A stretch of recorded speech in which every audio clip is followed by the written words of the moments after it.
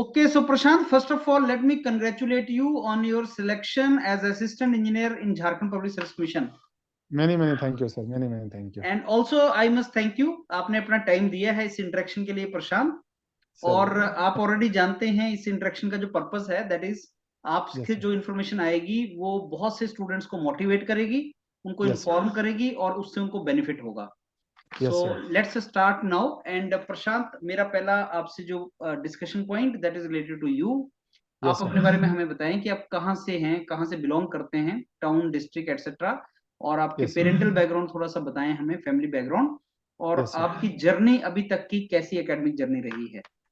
Sir मैंने अपना पूरा मैं बोकारो से हूँ, बोकारो के एक sub division, Bermo sub division में रहता हूँ। मेरे फादर का नाम विनोद कुमार सिंह है, वो एक स्मॉल स्केल कॉन्ट्रैक्टर हैं, और मदर तो हाउसवाइफ ही है सर। मैंने 10th तक की स्कूलिंग डीएवी पब्लिक स्कूल धोरी से की है। उसके बाद मैंने 11th-12th किया सेंट जेवियर्स कॉलेज रांची से। फिर मैंने AIEEE क्वालिफाई करके बीटेक किया बीआईटी मिश्रा के से सर 2009-2013 ब्रांच में। उसके बाद सर मैं थोड़ा सा ऑफ था प्रिपरेशन में। मैं स्टूडेंट्स को पढ़ाता था, फिजिक्स पढ़ाता था सर एक लोकल कोचिंग में। हमारा जो रांची में रांची बेस्ड कोचिंग था, उसमें मैं फिजिक्स पढ़ाता था सर। उसके बाद फिर मैं 2015 में रेलवे का सीनियर सेक्शन इंजीनियर भी मैंने निकाला, लेकिन उसमें मेरी विभाग थी पीवे, SSC पीवे था मैं। वही लास्ट वैकेंसी थी जब सीनियर सेक्शन इंजीनियर में डायरेक्ट रिक्रूटमेंट होता था। अब तो जेई से होता है, तो वहां पे हुआ सर। लेकिन मैं गया तो मुझे वहां बहुत पसंद नहीं आया, तो मैंने बहुत जल्दी ही उसको ड्रॉप कर दिया।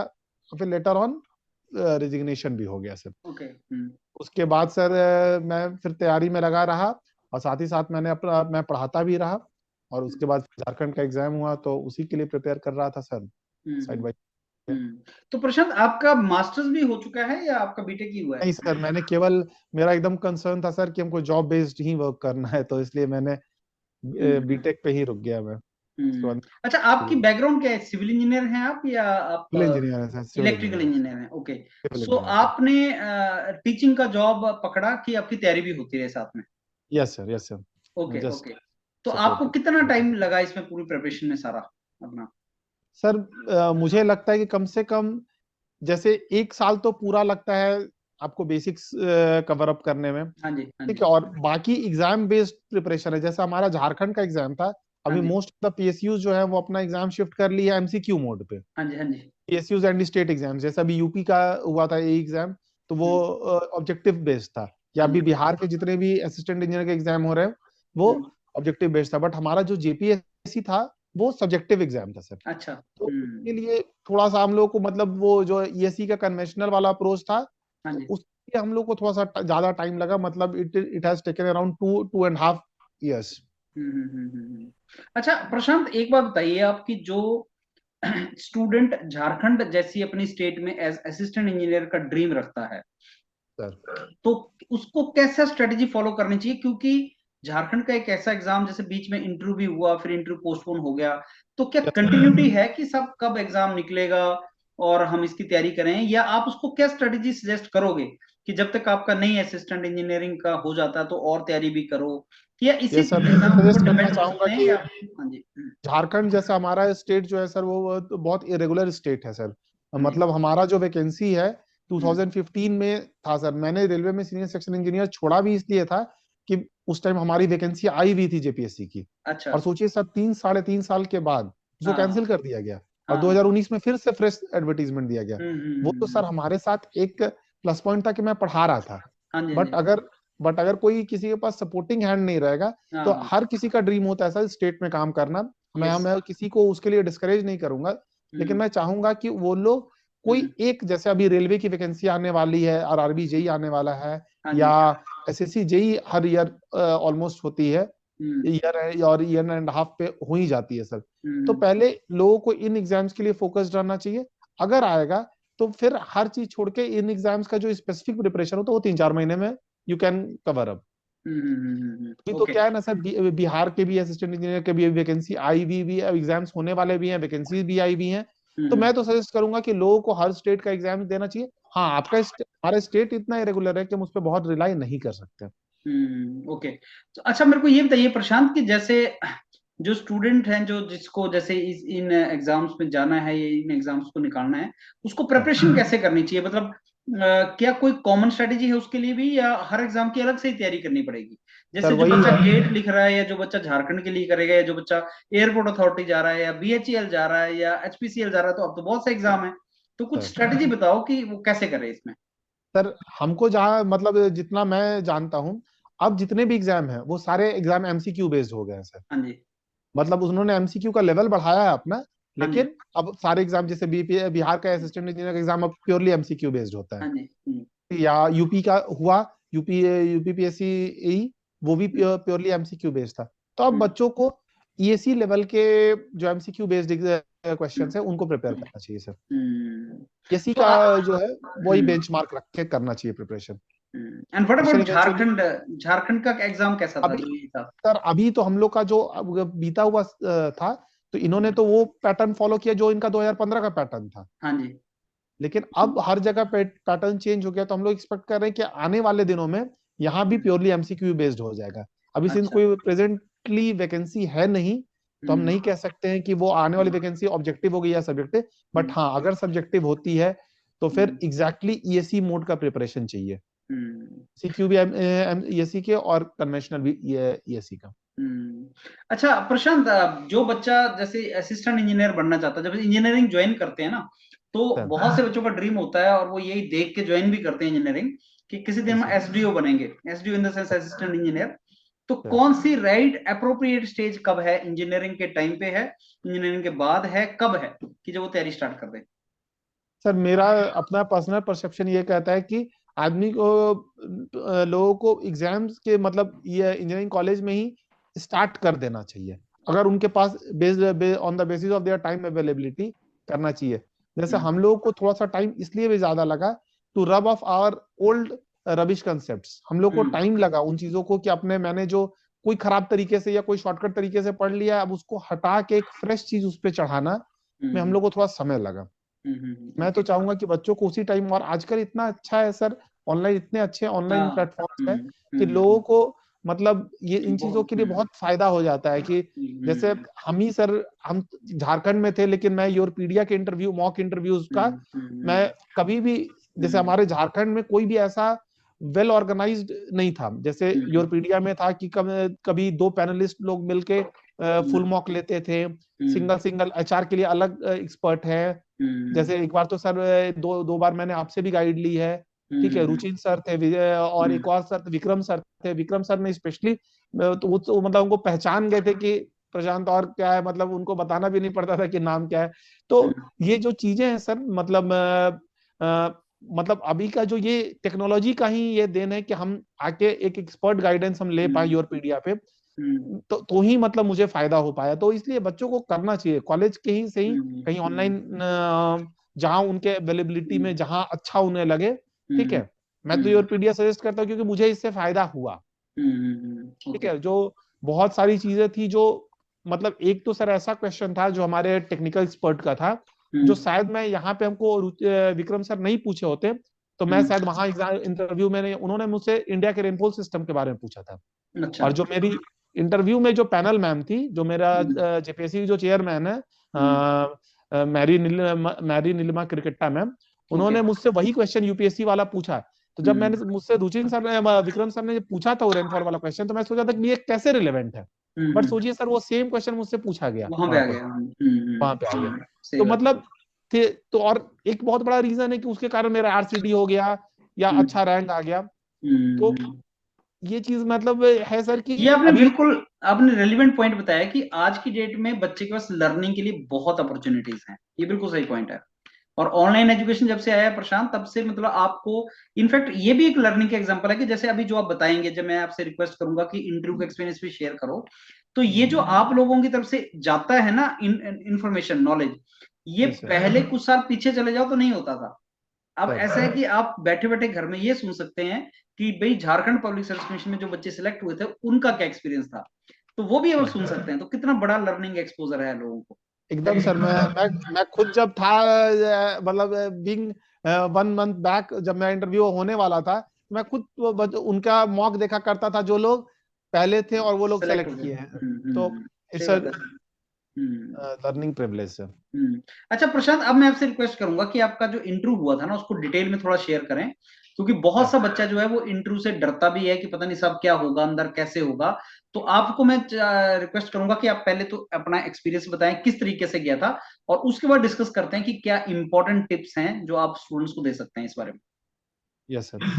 सर मैं जब इंटरव्यू गया तो मेरी जो पैनल मैम थी, सिंस जेपीएससी का इंटरव्यू 2 शेड्यूल में हुआ था सर। हाँ मतलब जी। एक बार शुरू में अमिताभ चौधरी सर चेयरमैन थे, हाँ जी। उनके गाइडेंस में 8 दिन चला था। उसके बाद जो मैरी नीलिमा मैम आई थी, हम्म उनके गाइडेंस में 8 दिन चला। हम्म तो मेरा चेयरमैन वाले पैनल में ही पड़ गया। मैरी हम्म नीलिमा मैम यूपीएससी की ही थी, तो हम्म उन्होंने मुझसे यूपीएससी के कुछ क्वेश्चंस पूछे, जैसे like range, what is range shadow region, hmm how does it affect the India's rainfall system.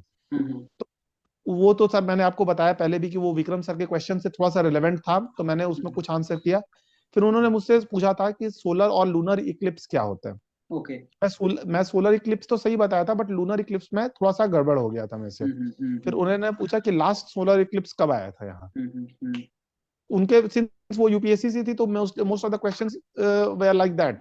उसके बाद उन्होंने मुझसे पूछा था कि जो अशोक स्तंभ है वो रस्ट क्यों नहीं करता है। ओके। हाँ, तो उसपे शायद एक कोई ऑक्साइड बन जाता है सर, जिसके हम्म कारण रस्ट नहीं करता है। हम्म तो मैडम ने मुझसे ये पूछा था। फिर हमारे आरसीडी के सुपरिटेंडिंग इंजीनियर आए हुए थे। उन्होंने मुझसे बोला कि पहले आप सबसे पहले उनका क्वेश्चन पूछने का एक तरीका था कि वो हर क्वेश्चन का सबसे पहले आसान पार्ट पूछते थे। अगर आप उनका जवाब दोगे तो वो तो और आगे टफ करते चलेंगे। जाते थे। और उन्होंने मुझसे पूछा कि 4 लेयर्स ऑफ पेमेंट बताओ, फ्लेक्सिबल पेमेंट। वो तो सर तुरंत बता दिया किस क्या, उसको थोड़ा और अच्छे से एक्सप्लेन किया। तो उन्होंने ये समझ गया कि वो ये पूछ सकते हैं, तो उन्होंने फिर मुझे पूछा कि आप बताओ हमको कि कितने कैसे डिजाइन कर सकते हैं फ्लेक्सिबल पेमेंट। तो मैंने किसी किसी सिंस ये हमारे सिलेबस पे उतना है नहीं कि हमारे में मेथड्स है, लेकिन उनका था कि प्रैक्टिकल मेथड्स। तो मैंने किसी किसी से पूछ रखा था कि हम लोग पहले प्लेस पे जाते, प्लेस का टोपोग्राफी देखते हैं और ट्रैफिक देखते हैं, और उसके उसके बेसिस पे चार्ट्स बने हैं IRC 37 में, तो उसको फॉलो करते हैं। फिर उनको लगा कि ये भी बता दिया, तो उन्होंने पूछा मुझसे कि IRC रिजिड पेमेंट का बताओ। अब रिजिड पेमेंट का सर मैंने जानता नहीं था। तो फिर उन्होंने पूछा, फिर उन्होंने मुझसे पूछा कि पेमेंट का सबसे ऊपर लेयर कौन था फ्लेक्सिबल पेमेंट का। तो मैंने बताया था उनको कि बिटुमिनस कंक्रीट था सर। तो बोले कि बिटुमिनस कंक्रीट में कितने बिटुमिन की डेंसिटी, बिटुमिन पर कितनी परसेंटेज है। सर वो एक मेरा एक प्रैक्टिकल, सिंस मैंने प्रोजेक्ट भी इसी में कर रखा था, तो मैंने इसमें थोड़ा सा तैयारी कर रखी थी। तो मैंने 4% आंसर दिया, उनका आंसर था 4 to 5%। तो मतलब it was all around correct. उसके बाद उन्होंने मुझसे पूछा था कि डेंसिटी ऑफ बिटुमिनस कंक्रीट बताइए। तो मैंने उनको बोला भी कि सर मैं तो एग्जैक्टली तो नहीं जानता हूँ, लेकिन मैं गेस कर सकता। तो उन्होंने बोला कि नहीं, गेस नहीं करना, अगर आपको बताना है, अगर आपको आता है तो बताओ। और उन्होंने मतलब थोड़ा सा डोमिनेटिंग लैंग्वेज में बोला था सर अच्छा। कि आता है तो बताओ यार, नहीं तो नहीं आता है तो गेस वेस नहीं करना। अच्छा। तो आई वाज लाइक कि मेरा गलत जा रहा है डायरेक्शन में, इंटरव्यू जा रहा है। अच्छा। और सिंस मेरे ऑब्जेक्टिव में भी बहुत मार्क्स नहीं था, मतलब मेरा एक ऑब्जेक्टिव में एवरेज मार्क्स था, हो सकता है कि मेरे कन्वेंशनल जो 400 नंबर के थे वो थोड़े अच्छे गए होंगे, लेकिन फिर भी हमको इंटरव्यू का अच्छा मार्क्स चाहिए था। तो उस टाइम इंटरव्यू के दौरान भी फिर पूछा, फिर उन्होंने बोला कि रिटेनिंग वॉल समझते हो सर। मैंने बोला हाँ सर। बोले कि उसके चेक्स बताओ। मैं 3 चेक्स बताया, अगेंस्ट ओवरटर्निंग, अगेंस्ट स्लाइडिंग, ठीक है, एंड क्रश मटेरियल। लेकिन उनका कहना था कि एक और है जो शायद मैं मिस कर गया था, कि वो जो होता है सर कि B/6 के अंदर उसकी होनी चाहिए सेंट्रिसिटी ऑफ द लोड। वो पॉइंट मैंने मिस कर गया। तो फिर उन्होंने बोला कि एक और है। फिर उन्होंने बोला कि स्टोन मैशनरी जानते हो। हम बोले हाँ सर जानते हैं। फिर उन्होंने बताया कि कहाँ देखे हो। तो मैं, हमारे यहाँ सर एक रांची में के बगल में पतरातू सिटी है, वहाँ पे बहुत लंबा काम हुआ हो रखा है स्टील मशीनरी पे। तो मैंने उनको बताया वहां पे। फिर बोला उन्होंने टाइप्स ऑफ स्टोन मशीनरी। तो मुझे उस टाइम 2 ही याद आ रहा था, स्लेयर मशीनरी और रबल मशीनरी। मैंने उतना बताया। फिर उन्होंने थर्ड एक्सपर्ट को भेजा sir. Third expert was like कि he has a very different strategic plan. उन्होंने मुझसे पूछा कि आप फिजिक्स के एक्सपर्ट थे, तो उन्होंने मुझसे सिंपल सा फॉर्मूला पूछा कि सेंट्रीफ्यूगल फोर्स का फॉर्मूला बताओ। मैंने बताया। ही वाज देन लाइक, मतलब he was a totally psychological tester. उसके बाद उन्होंने क्या किया कि अनाप शनाप क्वेश्चन पूछना स्टार्ट किए। उन्होंने बोला कि एक पेंसिल को छोड़ते तोड़ते जाएंगे तोड़ते जाएंगे तोड़ते जाएंगे, इसका स्ट्रेंथ बढ़ता जाएगा। तो मैंने बताया कि सर हो सकता है कि मतलब उनको मैंने सॉम से रिलेट करके आंसर करने की कोशिश किया कि हो सकता है सर पेंसिल का लेंथ छोटा कर रहा हूं तो हम जो इस पे मोमेंट बेंडिंग स्ट्रेस लगा सकते हैं वो कम लगा सकते हैं, मोमेंट कम लगा सकते हैं तो बेंडिंग स्ट्रेस कम है। और एक्चुअल आंसर भी सर मैंने देखा था नेट पे इसी के अराउंड था, लेकिन ही वाज लाइक कि no what this effect is known. तो सर इफेक्ट मुझे पता नहीं था। The effect is later on he said the effect is known as psi effect. वो इफेक्ट एज अ नेम्ड। फिर उन्होंने एक और कुछ पूछना स्टार्ट किया कि मतलब ही वाज टोटली कन्विंस्ड कि नहीं आपको बस आंसर तो मैं नहीं करने दूंगा, लेकिन आप, और मुझे जहां तक लगता है सर मुझे इंटरव्यू में अच्छे मार्क्स मिले क्योंकि मेरे सिंस ऑब्जेक्टिव में बहुत अच्छे मार्क्स नहीं थे और जिस तरह का मेरा रैंक आया तो मुझे लगता है कि मुझे मतलब इट वाज, और मेरा इंटरव्यू जबकि इतना क्वेश्चंस पूछा गया लेकिन since was very quick on answering, तो मेरा इंटरव्यू 5 से 7 8 मिनट में कंक्लूड हो गया। तो मैम बोल भी रही थी कि और किसी को पूछना है, तो लोगों ने बोला कि नहीं नहीं वी आर डन। तो आई वाज लाइक कि मुझे लगा कि अब मतलब मुश्किल होगा सिलेक्शन। तो अच्छा। ऐसा नहीं होता है सर कि बहुत एक कॉमन नोशन है बच्चों में कि कम देर का इंटरव्यू हुआ है तो अच्छा नहीं हुआ है। ऐसा एकदम मतलब ये कॉमन नोशन है सर, ये एकदम सही बात नहीं है। ठीक है, मेरा तो मतलब 7 से 8 मिनट का हुआ था। मेरे पहले एक लड़की गई थी, उसका हमको लगता है 20-25 मिनट हुआ था, 25-30 मिनट हुआ था, क्योंकि लड़कियां कम थी। And I am not sure कि उसको हुआ है क्योंकि ही was like I haven't answered any question. Okay. Same panel में वो गई थी, तो वो निकल रही थी, हम घुस रहे थे। तो इट वाज इट मतलब it's the notion is I knew many जिनका इंटरव्यू 20-25 मिनट्स गया है, but some of them they are selected and some of them they are not selected. तो मतलब इसका कोई मतलब नहीं है कि सब कितनी देर का इंटरव्यू होगा। और मेरे को तो ये भी लगता है प्रशांत कि कई बार अगर आपको लग रहा है कि आपका इंटरव्यू बहुत अच्छा हो गया है और आप सिलेक्ट हो जाएं, या आपको लग रहा है कि अच्छा नहीं गया और आप रिजेक्ट हो जाएं, ऐसा नहीं होता। ऐसा नहीं होता मतलब ये एकदम तो नहीं जब होता रिजल्ट मेरे। आता है तभी पता लगता है कि क्या था। हाँ मैं वो तो मेरा तो सर एकदम लाइव एग्जांपल है, क्योंकि मैं अगर मान लीजिए मेरा सिलेक्शन हो भी जाता सर, मेरा ऑब्जेक्टिव में मतलब हम लोग का 600 नंबर का ऑब्जेक्टिव था सर, मेरे 430 के अराउंड थे मार्क्स। ठीक अच्छा। है, I know many who have 440 450 460 and there ranks are below mine. मतलब हमको, और ऐसा भी सर कोई कन्वेंशनल में वो मतलब वो लोग का अगर 450 है तो ऐसा मान लीजिए मेरा कन्वेंशनल अच्छा गया हो तो उनका भी अच्छा ही गया होगा। मैं उतना एज नंबर का नहीं ले सकता था उनसे। तो मुझे जहां तक लगता है कि अच्छा मतलब ऐसा कोई नहीं है, हम जज नहीं कर सकते इंटरव्यू का। बट हाँ एक चीज है कि लोग अगर आप कॉन्फिडेंट रहिएगा तो this will give you a marks. मेरा एक था कि मैं I was throughout the interview very bold and very confident. I was while within I was thinking कि नहीं मेरा इंटरव्यू गलत डायरेक्शन में जा रहा है when he was asking side effect and all, but still I have a confident कि नहीं हम अच्छे डायरेक्शन में जा रहे हैं, हमको कॉन्फिडेंट रहना है। फेक कॉन्फिडेंसी तो दिस इसका विल। मतलब ये बहुत जरूरी है कि आप अपनी तरफ से जो अपना बेस्ट है वो दीजिए, बाकी ज्यादा जजमेंटल मत होइए अंदर। चल अपना नहीं देते रहो, इंटरव्यू देते रहो, और इंटरव्यू को तैयारी करके दो। मतलब बहुत सा ऐसा बच्चा है जो प्रशांत मतलब अलग सी कैलकुलेशन में पड़ जाता है कि साहब मेरे रिटर्न में इतने हैं, मेरे ज्यादा हैं, मेरे कम हैं, इंटरव्यू की तैयारी करूं कि ना करूं। मेरा एडवाइस उन सब बच्चों को है कि आप एक बार इंटरव्यू कॉल आ गया है ना, तो आप इंटरव्यू को ढंग से दो, ये मंत्र है। एकदम और एकदम राइट। हाँ हाँ, मतलब इस चीज को छोड़ दो अब कि रिटर्न में क्या था क्या नहीं था, क्योंकि अगर इंटरव्यू का कॉल आया है तो प्रोबेबिलिटी एग्जिस्ट करती है तभी कॉल आया है। अदरवाइज वो अपना और आपका टाइम वेस्ट नहीं करेंगे, ये बहुत इंपॉर्टेंट चीज है। और स्टूडेंट्स को पॉजिटिव होकर तैयारी करके जाना चाहिए और कुछ पॉइंट्स उनको स्टिक करने चाहिए। अब मैं आपसे ये जानना चाहूंगा प्रशांत कि अगर आपने बच्चों को एडवाइस करना हो कि साहब ये चीज सबसे इंपॉर्टेंट है इंटरव्यू में, तो पॉइंट वाइज आप बताएं सो दैट वो उसको फॉलो करें। क्या चीज इंपॉर्टेंट होती है इंटरव्यू के अंदर, क्या करना है क्या नहीं करना, अगर आप कुछ बता पाए। सर एक तो आपने खुद बताया कि इंटरव्यू का प्रिपरेशन करना चाहिए, हाँ जी। क्योंकि जैसे मैं गया तो मुझसे पूछा गया था कि आप अपने आप को इंट्रोड्यूस करिए। ठीक है, हाँ जी। जैसे मैं बहुत चीजें थी सर, मैंने आपसे भी सिलेक्शन सजेशन मांगा था, मेरा मॉक इंटरव्यू भी पड़ा हुआ है हाँ कि जी। सर मैं अपना टीचिंग का एक्सपीरियंस बताऊं नहीं बताऊं। ठीक हम्म। है, हम्म। ऐसी जो चीजें हैं ना सर, लोग सोचता है कि नहीं मैं अपने से जज कर लूंगा, ऐसा हम्म। नहीं होता है सर। हम्म। वहां पे जब मुझे याद है जब हुआ क्या, मैं इंटरव्यू पैनल में गया और उन्होंने सबसे पहला क्वेश्चन मुझसे बोला कि they will ask you introduce yourself, चाहे हम्म। आप किसी का भी इंटरव्यू में जाइए सर। और हम्म। वो बहुत हद तक आपके इंटरव्यू का एक बहुत इंपॉर्टेंट बात होता है, और आप वहां पे सोच के नहीं बोल सकते, आपको रटा हुआ होना चाहिए सर। Script best. आपके पास होनी चाहिए पहले।